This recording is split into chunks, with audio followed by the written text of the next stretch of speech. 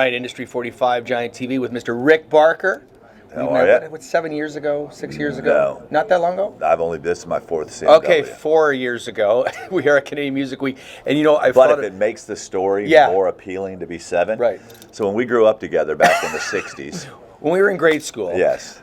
So I met Rick and you were speaking here, and you were a manager of Taylor Swift when she started out, very young age. Second manager, but she was very young at the time. She was a teenager. And you have the Music Industry Blueprint. Yes. And you work with Scott Borchetta, right? Yes. A Big Machine. You've done some work with American Idol and all that. Yes. And you're kind of like the social media guru for some of these. The guru thing. You don't like that word? I don't, and I don't like expert either, and I'll tell you why. How can you be an expert on something that changes so fast? Okay. Every day it's changing. I just stay up to speed on it. So what I prefer is that I help people simplify what they seem to be very complicated. That's kind of like my superpower. Right. So it just happens that social media I see as the most amazing thing ever. Opportunity for these, It's a great opportunity to build relationships. It's a great opportunity to stay connected. It's a great opportunity. So a lot of people give me more credit than I deserve sometimes because I teach the same thing to everyone, but not everybody puts it to action. Right.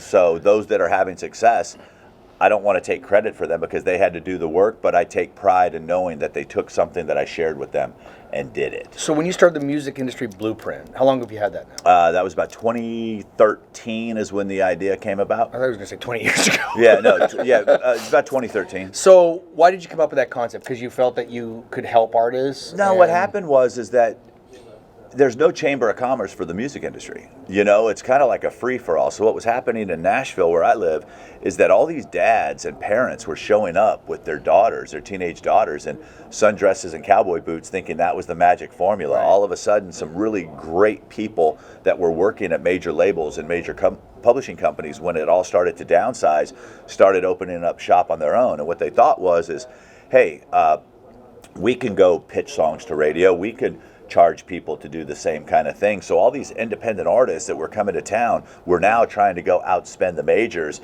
and there was just this cluster of things that was happening. So this family approached me, and their daughter, she was 15 years old at the time, best little singer in Cave Creek, Arizona. Someone who used to work at CAA convinced them to come to Nashville. They did.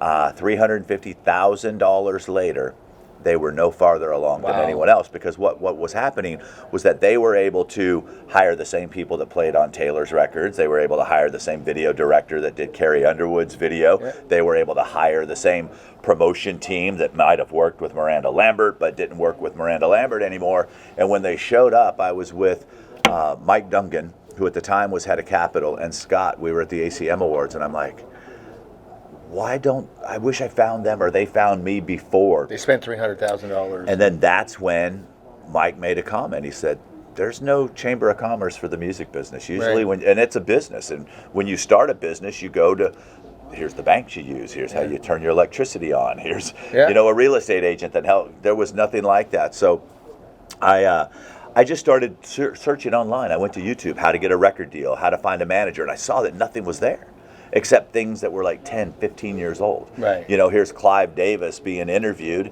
and the digital era is different than when Clive started. There was a time when you needed a Clive Davis, when you needed an Irving Azoff, when you needed radio. Well, that time isn't what's happening right now. Absolutely. So I just decided to, check it out, and I went and started interviewing a bunch of my buddies in the industry and said, hey, I'll pay you $500 for an hour of your time. Wow. I did a live event. Blueprint was a big word in the marketing space. People wanted the blueprint. They wanted the secrets. In order to get people's attention, sometimes you have to go that route, which there's nothing wrong with that, in my opinion. And I typed in Music Industry Blueprint, and it was available. And I typed in Songwriting Blueprint and Songwriters Blueprint. So I bought a whole bunch of URLs that night. But I did an event called the Music Industry Blueprint Live. And I invited an A&R guy, a publisher, an entertainment attorney, a vocal coach, all these people, and said, hey, I'll pay you $500. I'm going to interview you, but I get to take the video and create a program, and that's how it all came about. You always tell a great story about how artists today have to make an investment. A lot of artists think that they're going to get to a major label or a label. Sure. The label's going to spend the money. they're going to make some money. You know, those days are done. They are. So you had a great story about Florida Georgia Line, I know, about how they kind of got a record deal, but how much they had to sell of their own product, 100,000 some odd. They did, and what happened was they had, you know, speaking of Canadians, they had Joey Moy as their producer. Yeah. Chief was their manager. You know, he's worked here. He's also from Canada. They had Craig Wiseman, you know, Songwriter of the Year in Nashville. They had this great team around them, but they sounded different. They were different. Mm-hmm. So the labels, even though they had all these powerful people that they were associated with, still wasn't quite ready to take a chance. So they used the resources that were available to them to say, hey, let us show you that there is an audience for what it is that we do. And that's what they did. They put the song out on their own like they can. Right. John Marks from, at the time, who's now with Spotify, was at Sirius Satellite Radio at the time, and he heard it, and he liked it, and he played it, and boom, just this kept going. It just took off. And then all of a sudden, all the labels were like, okay, now that they've proven on their dime it'll work, now we can put our millions behind it. And they proved that they're gonna put the effort to work into it, because a lot of artists don't want to, and right? Well, you know what's funny is because they want everyone the easy thinks, way. Do you think so? Do you think I don't even know that it's the easy way. They think that there's still this discovery process, that someone's going to hear them sing a song, and all of a sudden the magic's going to happen. And there's a lot of artists at major labels. There's a lot of artists that have big-time managers that aren't having success right now because their thought process is still that old way of thinking. Right. So what I try to do is to say, look, here's the deal. I don't try to convince anybody to think a certain way. What I try to do is to say, here's the tools that are readily available. Here's how you use them.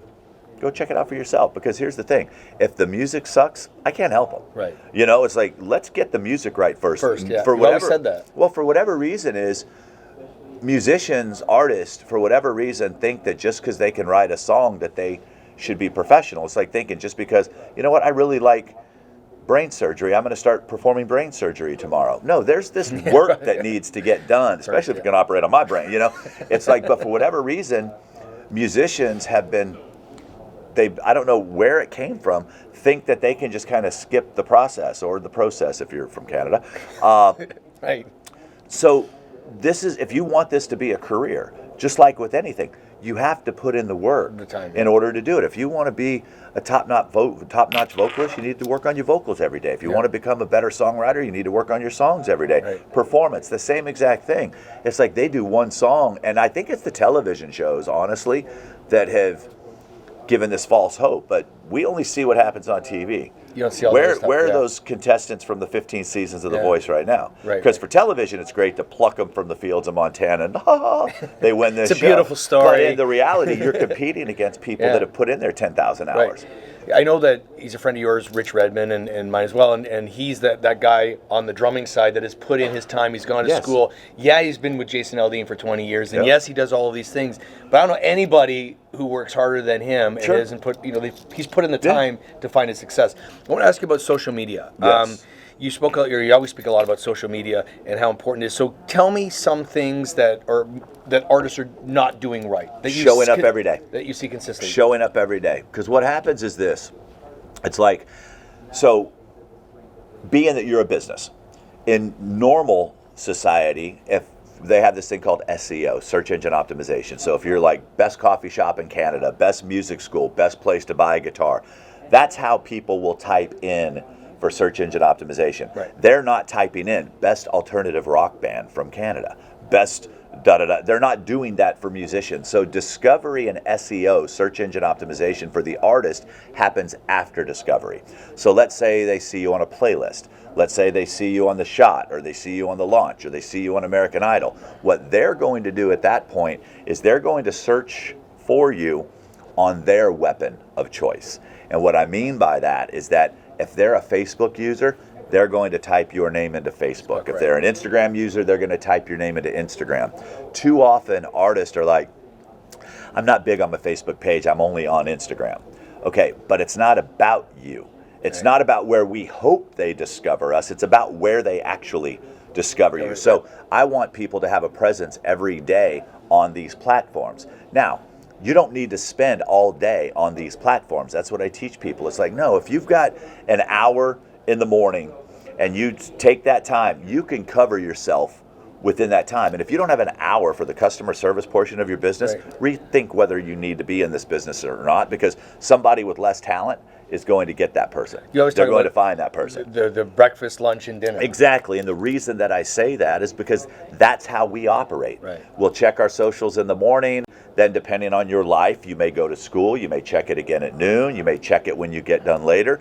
If you only posted once, first off, the algorithms aren't going to allow you to be seen if there wasn't any engagement. But we're just trying to get someone's attention through that day. Now, what you can do, especially with Facebook and Twitter, is you could pin a post. Because the only time that I actually go to your Facebook page is the first time. Then you pop up in my feed. Right. You know, it's like, and if you happen to pop up in my feed, then I go, oh, let me see what he's up to. You know, I don't get up every morning and go, all right, let me go see what's happening. Yeah. It just doesn't work that way. So back to this, pin the post to the top of Facebook that says, hey, thanks so much for finding me. I'm excited that you're here. By the way, I spend a lot more time over on Instagram than I do here on Facebook. Here's a link to come follow me. Send me a message. I would love to follow you and get this conversation started. So then they go, okay, cool. This is where they are. But use the tools. And that's all I teach people is how to use the tools. Yeah. You do a great job. I try. How about you plug your website and your socials? How do people reach you? Best thing right now is go to my Instagram. It's at Rick Barker Music. And in the bio, which, by the way, it's called a Linktree bio. It's something that you guys have the ability to use. Instagram only allows one link. But when you click on Linktree, it allows you to have multiple places. So you can go there and get a free copy of my book. You can go there and watch a training on how to become a social media ninja in under an hour. There's opportunities. I did a presentation at the DIY Musician Conference on how to run effective Facebook ads for $1 a day. That's up there. So just hit me up on Instagram. Or if you go to rickbarker.com, it's going to send you. But more importantly, go check out my podcast. I was just going to mention that, actually. Yeah, I've got 100 and at the taping of this, 125 episodes.